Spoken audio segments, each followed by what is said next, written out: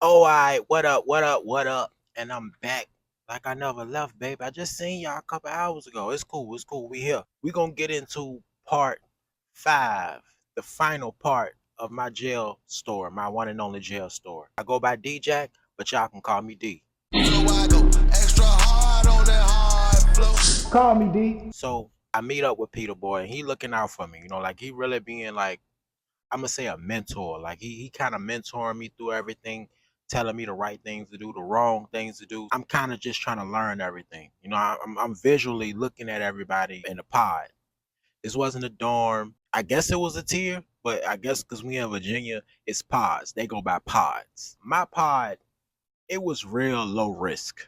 I'm gonna be honest with you. It won't really too much to worry about on the predatory side or on the violent side. Like we probably had one fight my whole time there. I'm walking around the pod and I'm just trying to like get a routine together. I'm trying to figure out a way to not go insane here for the days I do got. Because me, I know I got ADD or ADHD, whichever one it is, where you can't stop moving, where your attention for a long period of time. Whatever that is, I'm that. So I came up with a routine. They wake you up at 4 in the morning. I eat my breakfast. After that, I work out. I do 5 sets of 20 push-ups, 5 sets of 20 sit-ups. Then I go take a shower. When you get in the shower, I don't know if I told y'all in the last part, but in the last part, it's one shower in the whole pod. It's not one of those pods where it's a room where it's a bunch of showers in there.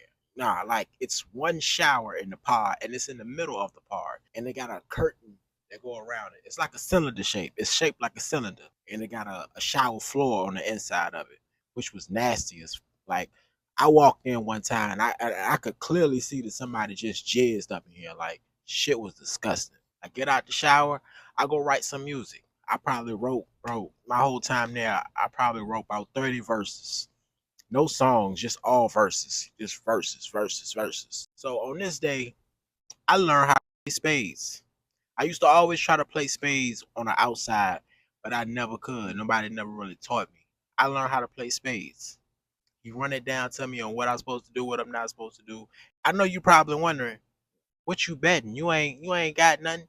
We betting our trades. The better I got, I started feeling more confident that hey, you know what I mean? I could probably bet something, you know what I'm saying? I bet my trade and Peter Boy my partner, so we playing. Like, yeah, man, I like the way you play. Like, yeah, man, you know what I'm saying? Like cool and you to the point. You don't be all extra and shit. Like slamming the cards down on the table. Shut cut that, cut that. Like, bro, like niggas be extra in there. I called my girl. Come to find out, I can't talk to her because I ain't got no money on my phone. But I just keep calling her just to hear the voicemail, just to hear the voicemail. Cause I ain't talked to nobody since I got in here. I don't know if they know I'm locked up. They gotta know by now, but I ain't talked to nobody. So after that happened, I just go up into my room. I already wrote my raps. I already worked out. I already took a shower, and it's still midday. It's still like 5, 6 o'clock, bro. Seemed like time dragging. I had a visit, and I'm like, damn, I got a visit. My uncle and my older brother. My brother Corey, the one I told you, that didn't want to bomb me out. I can't get mad at him though, you know what I mean? I understand why. I talk to my uncle first. We get to chopping it up about different stuff, and before he get up, he gonna show me a pack of Black and Miles, gonna tease me and shit. I'm like, God damn, I want to smoke so bad, nigga. So my brother get down there. You alright, bro? I'm like, yeah, I'm good, bro. I'm good. He said, look at your hair, bro. At the time, I was in the beginning stages of my dreads. So my hair looked this stupid wow. My brother started breaking down, bro. I'm like, bro, I'm not gonna be in here that long, bro. Nah, bro. Nah, bro, man. I wanna see you like this, bro. You need to get out, bro. Like when you get out, you need to do right, bro. You know, bro, you gotta do right, bro.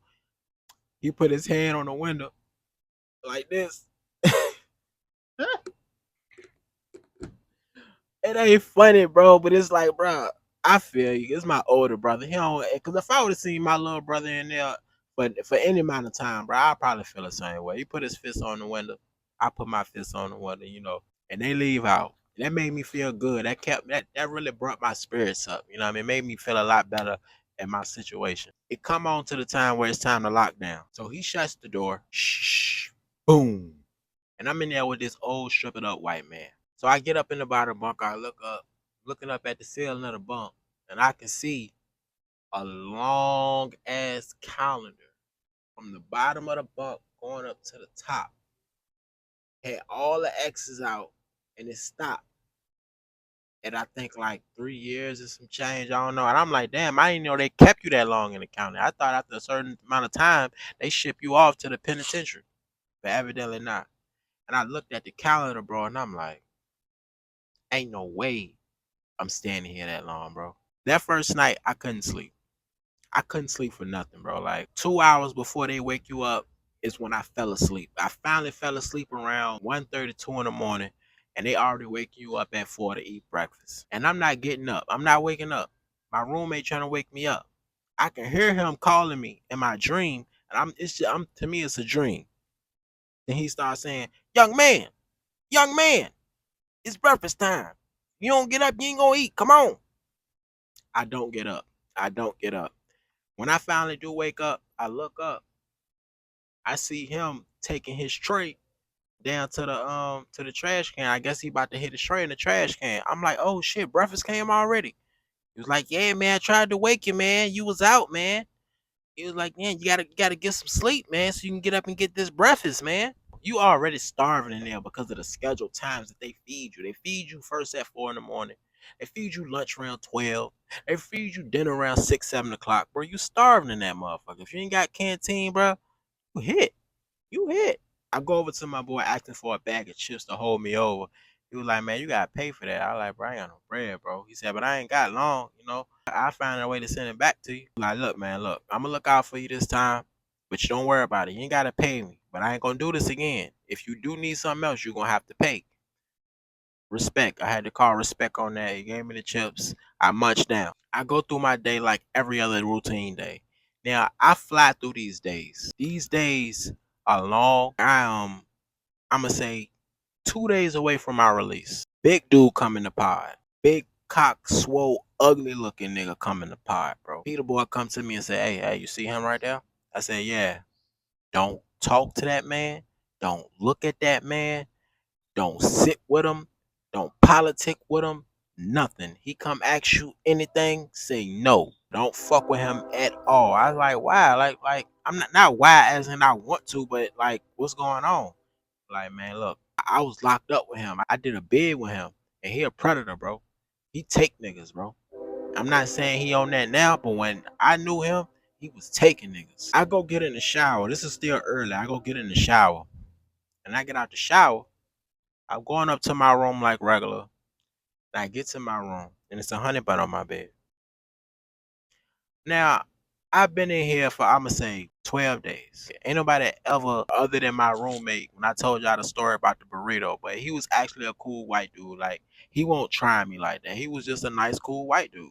I see this honey bun on my bed, and instantly, I knew exactly what it was. Cause I done heard so many stories about it. Social media is out at the time, bro. I done heard so many stories about shit like this. I'm like, nah. I picked up the honey bun and I threw it out the room, off the top tier on the middle of the floor. It hit the table, hit the seat, hit the ground. I go out there, everybody looking up at me, like, what's going on, young blood? I was like, I don't know, man. Somebody just put this shit on my bed. I don't know who did, but I ain't going. I know who did it, bro. Ain't nobody tried me like this. It wasn't until a big dude came in here, he did that. And it made me think, like, out of everybody in this pod, why he tried me? Or am I not the only person he tried? What if he did this to multiple people just seeing who gonna bite? Peter boy come rushing over there. He come rushing over there. His big stocky ass, he come.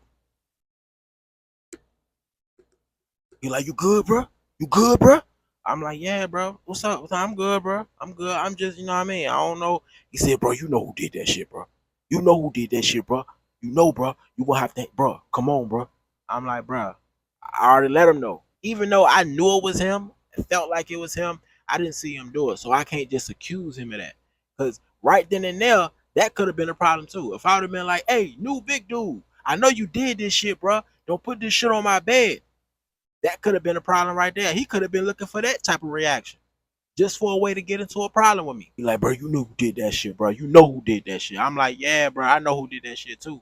But at the same time, I ain't see him do it. I ain't gonna accuse that man if I ain't see him do it. Peter boy, he sit by my cell for the rest of the day. When I say, man, this man showed so much love for me, he didn't know nothing about me, bro. He showed that much love for me because he said I was such a cool dude. Like, you a solid dude, bro. Like, and it ain't too many solid niggas around your age that conduct yourself in the type of manner that you do. He sat by my cell that whole day, bro. Throughout the day, we can see Big Dude pacing the floor. He's pacing throughout the pod. Like, he looked like he mad, and he keep on is doing his hands like this. And everybody watching him. He the biggest nigga in here. Now, Peter Boy big, but he ain't his big. He probably twice his size big. That's probably the size Peter Boy was before he got shot up. Get ready, bro. Get ready for what? You see, bro. I said, yeah, I see him too. Until that time, bro, I'm chilling, bro. So I ain't gonna let nobody make me sweat. He said, it ain't about that, bro. It ain't about that, bro. Know what I'm saying? It's about being cautious, bro, about being ready, bro. Anything can happen, bro. He could know somebody in here. I'm like, yeah, you're right, you're right. You know what I'm saying? Let me get out my young boy mind and really and stay on track of where I'm at. You're right, bro. You're right. So I stay on point. I'm watching, and I'm just watching, and I'm watching. He watching them too. Like, we just sitting up by the cell, having a conversation, watching. So he walks over by the TV, and he look out to the pod. Hey, who watching this? That man's voice sound just like how he look. When you see big people, you automatically think they got deep voices and shit. This man's voice matched his face. Who watching this? Couple white boys at the table was like, yeah, we watching that, bro. We watching that. He said, no, it's gonna have to be over right now. My story's about to come on. They look at him like, all right, you got it, big man. You got it, bro. You got it. Go ahead. Peter Boy tapped me like, look, you see that right there? You see that right there? That's that type of shit to get you took. I said, why that's gonna get you took? He said, cause they back down, bro. Back down, bro. I don't give a fuck what it is, bro. If you in here, don't let no man make you back down from nothing. I said, all right, bet. I stay on point. That man sat down there watching that TV by himself for the rest of the night. Ain't nobody say nothing to him. Lockdown come. Me and Peter Boy was at the bottom, like doing left, like we doing pull-ups under the stairs. We doing pull-ups. We doing sets. Me and him walk up the stairs. His room is the first room soon as you get up the stairs. So he walk into his room, we dap down, and I turn to the right and I go to my room. And I see big man coming from that way. I'm like, what the fuck? Big man room at the bottom. And I'm just thinking like, man, what the fuck? God damn, bro. I keep walking. I stay calm. I keep walking. I can see his shoulder. I can see him kind of cock his shoulder like this, like he about to bump me. When he walking regular at this time. And when he get to me, he kind of like he about to bump me, and I see it coming. So I kind of move my shoulder out of the way. I'm like, damn, bro, what you on? And it's before bruh can respond. Here come Peter Boy. Boom. When I say, bro, Falcon punched this dude. Boom. I'm like, damn, Peter Boy was watching me the whole time. Like he already knew something was going on. He didn't even tell me he peeped it. He already peeped it before I walked over there. Hit this man, bro. And kept hitting this man. Kept hitting this man. And I go after him. And I go behind him. Hitting this man. And we getting him. He was like, nah, bro. Nah, bro. Go to your room, bro. I'm like, nah, bro. I'm not. He said, go to your fucking room, bro. Go, bro. They gonna, bro, go right now, bro. So, bro, I did not want to leave him, bro. I felt like, bro, like, you just looked out for me, bro. I don't want to leave you, bro. Fuck it.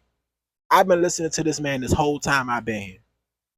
I've been listening to him. I've been taking his teachings. And he done took me under his wing. I'm not gonna not listen now. So I runs to my room.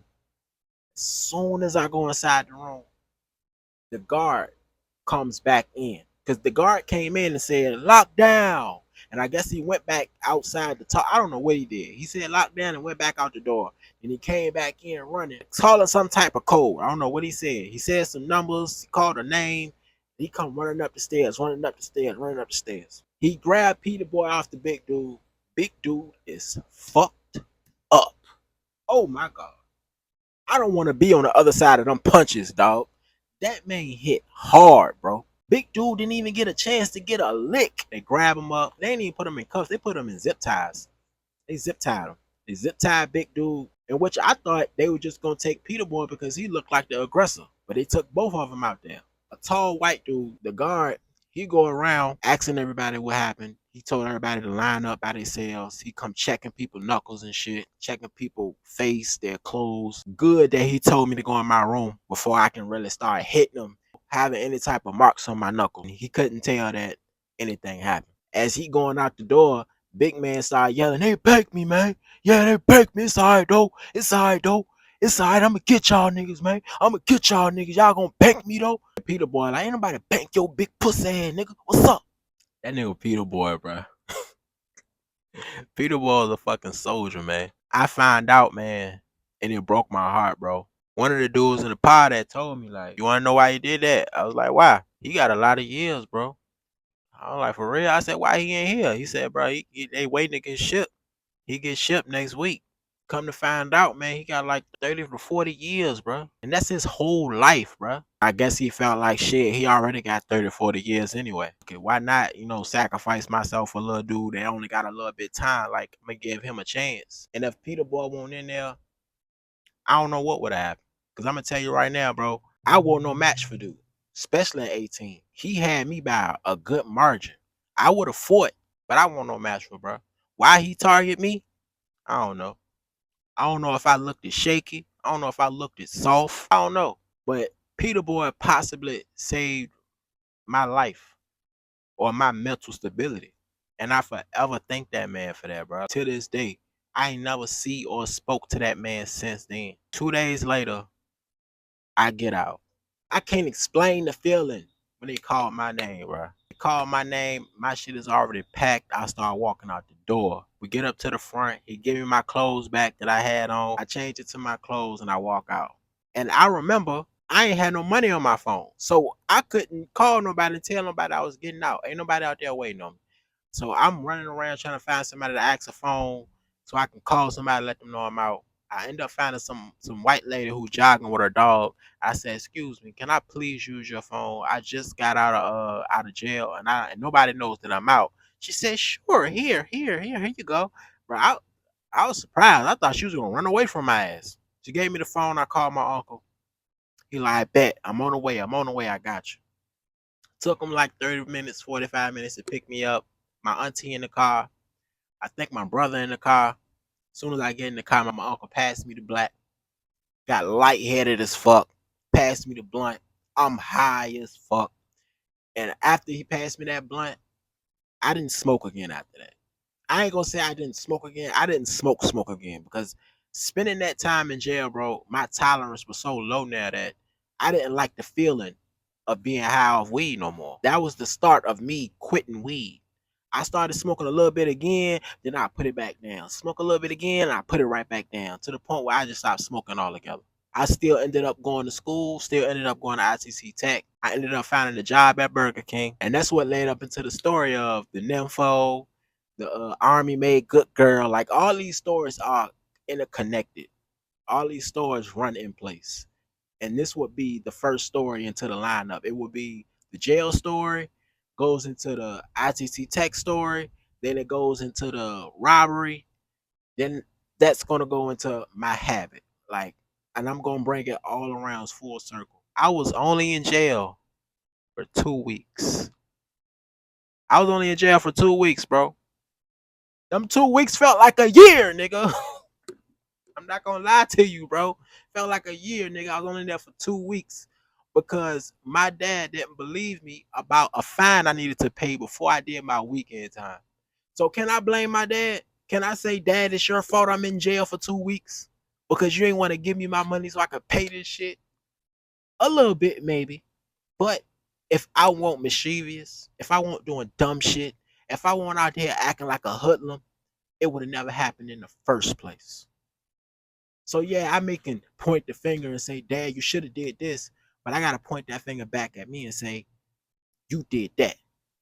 You are the reason you are here. You would have never had to ask me for the money to pay the fine if you'd have never got into the situation." And I think that's what everybody should learn from a story like this. Take accountability for the shit that you do and understand that every decision is not the right one just because it feel like it is. Weigh your options, your pros, your cons, because you never know what can happen to you because you made one little mistake. because that mistake can turn into something tragic and traumatic happening to you. Because if Peter Boy wasn't there, who knows what happened to me? You feel me? Y'all stay safe out there. Y'all stay positive. Y'all keep a steady flow. Don't rush nothing. Your journey is your journey. Don't look at the next person and think that you're falling behind because they're where they're supposed to be at a younger age than you. Everybody got their own journey and their own stuff they got to go through in order to handle what God is trying to give you. And that's real talk. I go by D-Jack, but you can call me D. We out. So I go extra hard on that hard flow. Call me D.